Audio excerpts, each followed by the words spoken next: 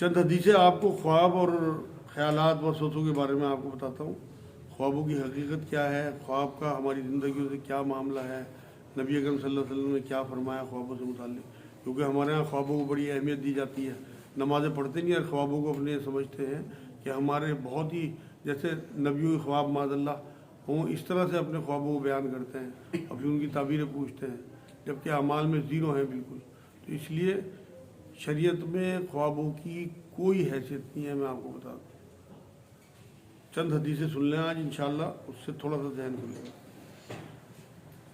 اللہم صلی اللہ علیہ سیدنا محمد وعلی آلہ سیدنا۔ حضرت ابو رزین عقیلی رضی اللہ تعالیٰ عنہ سے روایت ہے کہ رسول اللہ صلی اللہ علیہ وسلم نے فرمایا کہ مومن کا خواب نبوت کا 46واں حصہ ہے۔ جامع ترمذی کی حدیث ہے، اس کا بھی حوالہ دیتے ہیں اس حدیث کا۔ آپ الفاظ سنو دوبارہ اس کے، کیا فرمایا رسول اللہ صلی اللہ علیہ وسلم نے کہ مومن کا خواب، پہلے تو مومن ہو جاؤ، آپ پہلے اپنے آپ کو تلاش کرو کہ آپ کتنے مومن ہو، مسلمان ہو یا مومن ہو۔ مسلمان ہونا ایک الگ چیز ہے، مسلمان میونسپلٹی کے یہاں کی گورنمنٹ کی تمام پالیسیز کا فائدہ اٹھانے کے لیے آپ مسلمان ہیں۔ اللہ کی نظر میں اگر آپ مومن ہیں تب آپ کا فیصلہ جو ہے وہ پازیٹیو ہوگا۔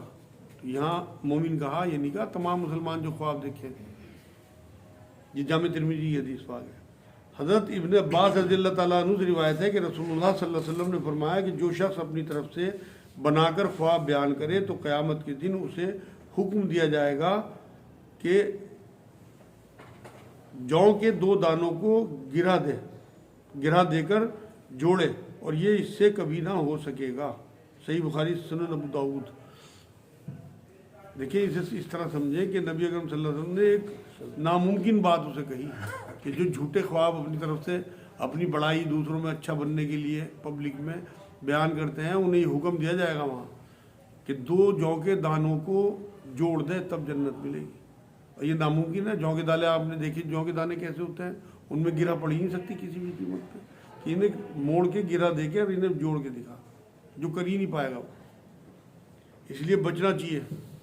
خواب اتنے بیان کرے آدمی جتنا وہ دیکھے، اگر یاد ہو صحیح، اپنی طرف سے کچھ نہ ملا ہے۔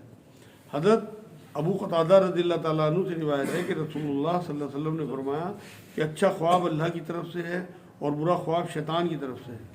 بس جب تم میں سے کوئی شخص ایسا خواب دیکھے جو اسے بھلا معلوم ہو تو جسے دوست رکھتا ہو اس کے سوا کسی اور سے بیان نہ کرے، اور جب ایسا خواب دیکھے جس کی وجہ سے پریشانی پیدا ہو تو خواب اور شیطان کے شر سے پناہ مانگے، اپنی بائیں جانب 3 دفعہ تھتکار دے، مطلب الٹی طرف منہ کر کے تھو اس طرح سے کرے، اور کسی سے بیان نہ کرے کہ پھر ایسا خواب اسے کسی طرح کا نقصان نہیں پہنچا سکے گا۔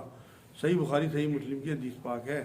اچھا خواب کسی عالم کو، اپنے کسی قریبی ایسے آدمی کو جسے پتہ ہو خوابوں کی تعبیر، اس سے بیان کر کے اس کی تعبیر معلوم کرے۔ یہ نہیں کہ آپ گاتے پھریں کہ میں نے تو نبی اکرم صلی اللہ علیہ وسلم کو خواب میں دیکھا، میں نے تو حضرت علی کو خواب میں دیکھا۔ منع فرمایا گیا کہ آپ اپنے اس طرح سے آنے والی جو اور برکات ہیں، خواب میں آگے آنے والے بزرگوں کا سلسلہ بند ہو جاتا ہے، نظر لگ جاتی ہے۔ اور برے خواب جو ہیں وہ کیونکہ شیطان کی طرف سے ہیں، کسی کو نہیں بتانا ہے، آپ خود بھی پریشان ہوں گے، دوسروں کو بھی پریشان کریں گے۔ حضرت عائشہ رضی اللہ تعالیٰ عنہا سے روایت ہے کہ میں نے خواب میں دیکھا کہ 3 چاند میرے حجرے میں گر گئے۔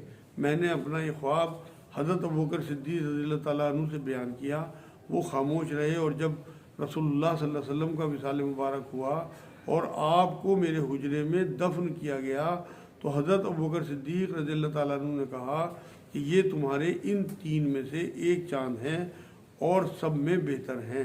مسند احمد کی حدیث پاک ہے۔ کیونکہ حضور صلی اللہ علیہ وسلم کی وصال مبارک کے بعد پھر حضرت ابوبکر صدیق کی جب ڈیتھ ہوئی انہیں بھی وہیں دفن کیا گیا، اور اس کے بعد حضرت عمر رضی اللہ تعالیٰ عنہ بھی وہیں آرام فرمایا۔ وہی 3 چاند کے بارے میں حضرت عائشہ رضی اللہ تعالیٰ عنہ نے دیکھ لیا تھا۔ حضرت جابر رضی اللہ تعالیٰ عنہ سے روایت ہے کہ ایک دیہاتی نے رسول اللہ صلی اللہ علیہ وسلم کی خدمت میں حاضر ہو کر عرض کیا کہ میں نے خواب میں دیکھا کہ میرا سر کٹ گیا ہے اور میں اس کے پیچھے جا رہا ہوں۔ آپ صلی اللہ علیہ وسلم نے بطور زنش فرمایا کہ یہ تو شیطان تیرے ساتھ نیند میں کھیلتا ہے، یہ خواب کسی اور کو مت بتانا۔ صحیح مسلم کی حدیث پاک ہے. یہی جو شروع میں ایک حدیث میں آیا کہ برے خواب جو ہیں وہ نہیں بتانے. نبیوں کے خواب سچے ہوتے ہیں. فتح مکہ سے پہلے سن 6 ہجری میں نبی اکرم صلی اللہ علیہ وسلم نے خواب دیکھا تھا کہ ہم لوگ طواف کر رہے ہیں صحابہ کے ساتھ. تو 1500 صحابہ کے ساتھ نبی اکرم صلی اللہ علیہ وسلم پھر عمرے کے لیے چلے سن 6 ہجری میں ہی. تو ان لوگوں نے وہیں روک دیا باہر. صلح حدیبیہ ہوئی اور انہیں عمرہ نہیں کرنے دیا گیا اور یہ طے کیا گیا کہ اگلے سال آپ لوگ آئیں گے تو ہم مکہ چھوڑ کے ہٹ جائیں گے اور آپ لوگ عمرہ کر لینا. پھر سن 7 ہجری میں حضور صلی اللہ علیہ وسلم نے عمرہ کیا اور پھر سن 8 ہجری میں فتح مکہ ہوا. تو یہ نبیوں کے خواب سچے ہوتے تھے. نبی اکرم صلی اللہ علیہ وسلم کو پتہ تھا کہ یہ میرا خواب اللہ کی طرف سے ہے سچا ہے. تو وہ 1500 صحابہ کا لشکر لے کے چل دیے تھے عمرہ کرنے کے لیے. ایک دو حدیث وسوسے سے متعلق بھی سن لیں پھر انشاءاللہ سوال جواب کریں گے. حضرت ابو ہریرہ رضی اللہ تعالیٰ عنہ سے روایت ہے کہ رسول اللہ صلی اللہ علیہ وسلم نے فرمایا کہ اللہ تعالیٰ نے میری امت سے دل کے برے خیالات اور وسوسوں کو معاف کر دیا ہے. ان پر کوئی معاوضہ نہ ہوگا جب تک ان پر عمل نہ ہو اور زبان سے نہ کہا جائے. صحیح بخاری صحیح مسلم کی حدیث پر. یہ اس امت کی خصوصیت میں سے ہے کہ اگر آپ کے ذہن میں کوئی غلط وسوسہ آیا اور کوئی خیال آیا غلط تو اور آپ نے اس پہ عمل نہ کیا یا زبان پہ نہ لائے تو اللہ کی طرف سے آپ کو معافی مل جائے گی, پکڑ نہیں ہوگی. پہلی امتوں کی ان وسوسوں میں پکڑ ہوتی تھی. لیکن یہ وضاحت پھر میں دوبارہ کر دوں, میں نے پہلے بھی کی ہے کہ وسوسہ آنا خیال آنا اور بات ہے, وسوسہ لانا خیال لانا اور بات ہے. نبی نے فرمایا جسم کے ہر اعضاء کا زنا ہے. اگر اپنے خیالات میں آپ اپنے وسوسوں میں زنا کر رہے ہیں ذہنی طور پہ جان بوجھ کے تو آپ کی پکڑ ہوگی.